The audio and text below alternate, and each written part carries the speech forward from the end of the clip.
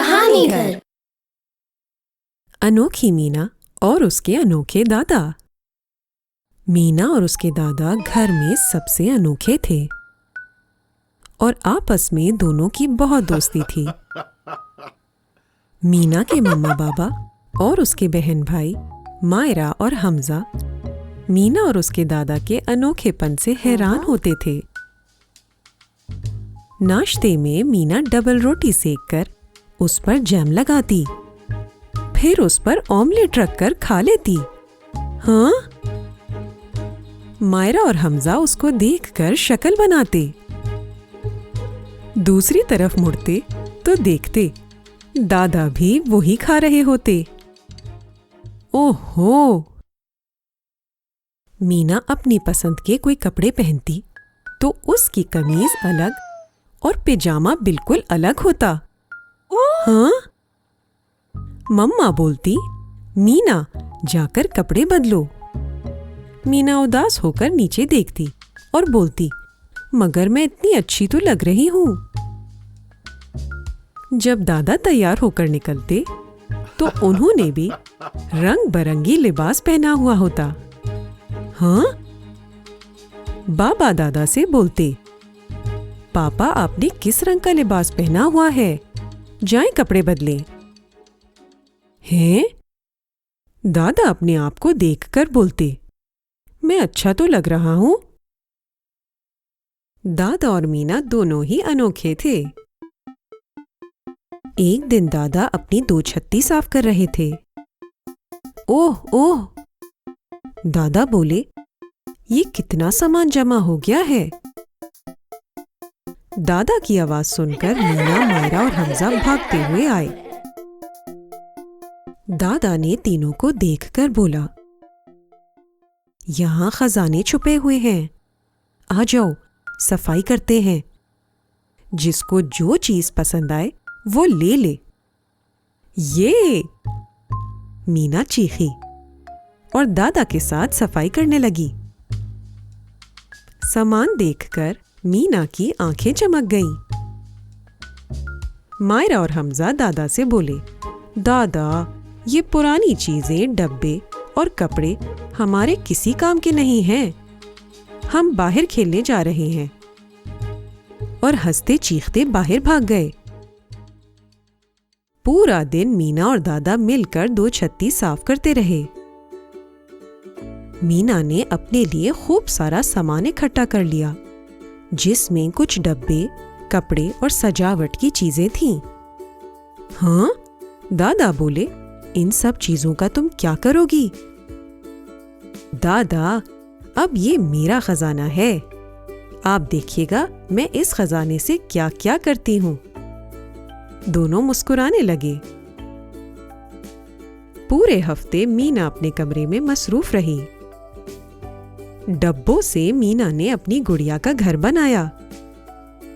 पुराने कपड़ों से मम्मा के साथ मिलकर अपनी गुड़िया के कपड़े सिए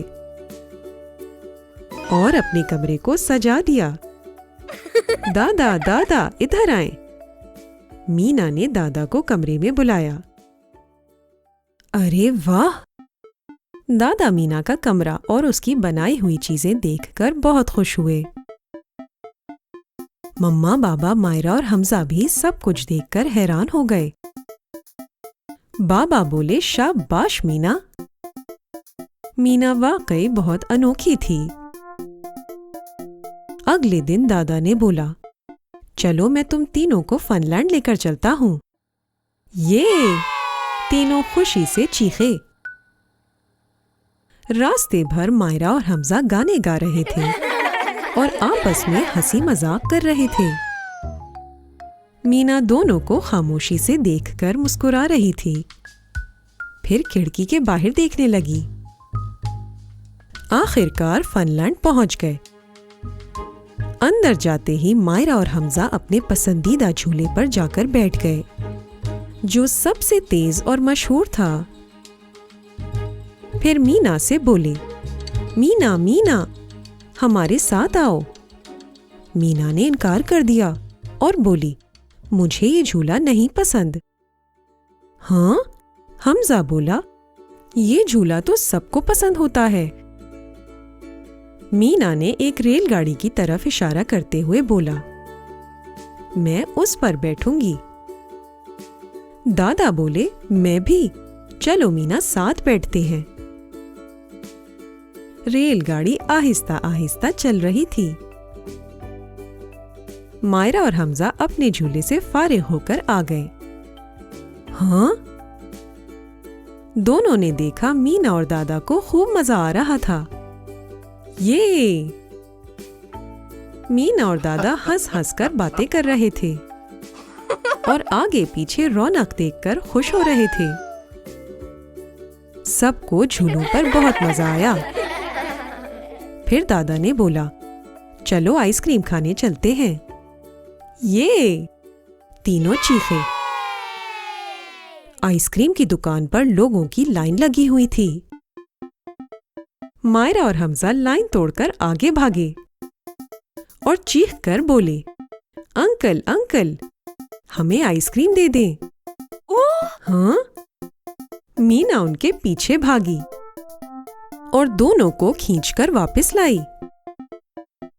हमजा बोला, मीना, हमें फौरन आइसक्रीम चाहिए। मीना बोली, सब्र करो, हमारी बारी आएगी।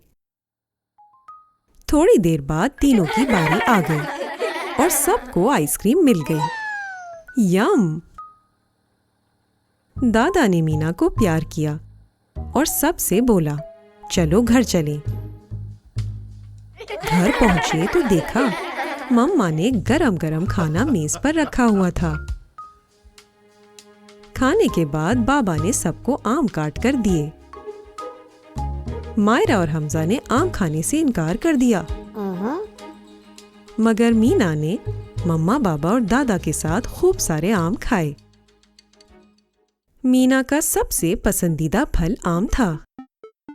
मीना ने एक घुटली बचाकर रख ली। फिर दादा से बोली, दादा दादा, मैं इसको बाहर सहन में लगा दूं? हमारा अपना आम का दरख्त होगा, फिर हम जितना मर्जी आम खाएंगे। दादा हंसकर बोले, आम के पौधे के लिए ये जगह थोड़ी छोटी है, मगर मेरा एक दोस्त है फहीम, उसके खेत पर बहुत जगह है और बहुत से आम के दरख्त भी लगे हुए हैं। मैं तुम्हें कल वहां ले चलता हूँ। मम्मा बोली, कल तो हम खाला के पास जा रहे हैं। मायरा बोली, वहां हमें बहुत मजा आएगा, हमारे कजिन्स इंतजार कर रहे हैं। हमजा बोला, तुम हमारे साथ चलो, मगर मीना को दादा के साथ जाना था। मीना की उदास शक्ल देखकर बाबा बोले, मीना, तुम दादा के साथ चली जाना। हाँ? ये मीना भाग कर गई और सुबह की तैयारी करने लगी। उसने अपने बस्ते में खाने पीने की चीजें, एक कॉपी पेंसिल और अपने आम का बीज रख लिया। फिर जल्दी से सो भी गई। मम्मा, बाबा, मायरा और हमजा हैरान थे, मीना इतनी जल्दी सो गई। मीना की सुबह सुबह आंख खुल गई। फिर दादा के साथ नाश्ता किया और दोनों सफर पर निकल गए। रास्ते भर दोनों ने एक दूसरे को कहानियां सुनाई और खाते पीते हंसी मजाक करते हुए दादा के दोस्त के खेत पर पहुंच गए। दादा के दोस्त दादा और मीना से मिलकर बहुत खुश हुए।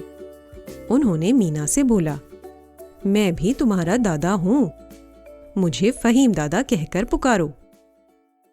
फहीम दादा ने दोनों से बोला, थोड़ी देर यहाँ आराम करो, फिर चलेंगे आम के दरख्तों के पास। मीना और दादा चारपाई पर लेट गए। मीना गौर से आसमान में देखने लगी। आसमान बादलों से भरा हुआ था। मीना को बादलों में चीजें बनते हुए नजर आने लगी। मीना इशारा करते हुए बोली, ओह, वो देखे दादा, खरगोश। हाँ? कहाँ कहाँ? दादा चौंक कर बोले। मीना ने फिर से इशारा करते हुए बोला, वहां दादा, बादलों में। खरगोश के पीछे तितली। हैं? दादा बोले, मुझे सिवाय बादलों के कुछ नजर नहीं आ रहा। बादल आहिस्ता आहिस्ता मीना के करीब आ रहे थे। दादा ने बोला, अरे वाह, नजर आ गए। अचानक से बादलों के बीच में से सूरज की शुआएं चमकने लगीं। ओह वाह, मीना मुस्कुराकर बोली। दादा वो देखे, इतना बड़ा चमकता हुआ सितारा। दादा ने देखा और मुस्कुराकर बोले, हाँ बिल्कुल। कुछ देर बाद फहीम दादा दोनों को आम के दरख्तों के पास ले गए। ओह वाओ, इतने सारे आम! मीना तो हैरान हो गई। फहीम दादा ने मीना को एक टोकरी पकड़ाई और बोले, मीना, जितने आम चाहिए हैं चुन चुन कर तोड़ लो और घर जाकर सबको खिलाना। मीना ने आम तोड़ना शुरू कर दिए और अपनी टोकरी भर ली। फहीम दादा ने मीना को आम का बीज लगाना भी सिखा दिया। मीना और दादा खूब सारे आम लेकर घर पहुंच गए। मायरा और हमजा भागते हुए आए और बोले, मीना मीना, आज हमें इतना मजा आया। हम खाला और कजिन्स के साथ बाजार गए, होटल पर खाना खाया और फिल्म भी देखी। तुम्हें हमारे साथ चलना चाहिए था। मीना ने दादा का हाथ पकड़ा और मुस्कुराते हुए बोली, मुझे और दादा को भी बहुत मजा आया। हमने आसमान देखा, आम तोड़े और फहीम दादा से खूब बातें करी। दादा ने बोला, मीना ने आम का बीज लगाना भी सीख लिया। मम्मा बोली, अरे वाह, आप दोनों का दिन तो बड़ा अनोखा गुजरा। बाबा हंसकर बोले, अनोखी मीना और उसके अनोखे दादा। बाकी सब भी हंसने लगे। खत्म शद, दी एंड। अगर आपको ये कहानी पसंद आई तो लाइक का बटन दबाएं और कहानी घर को सब्सक्राइब करें। कहानी घर।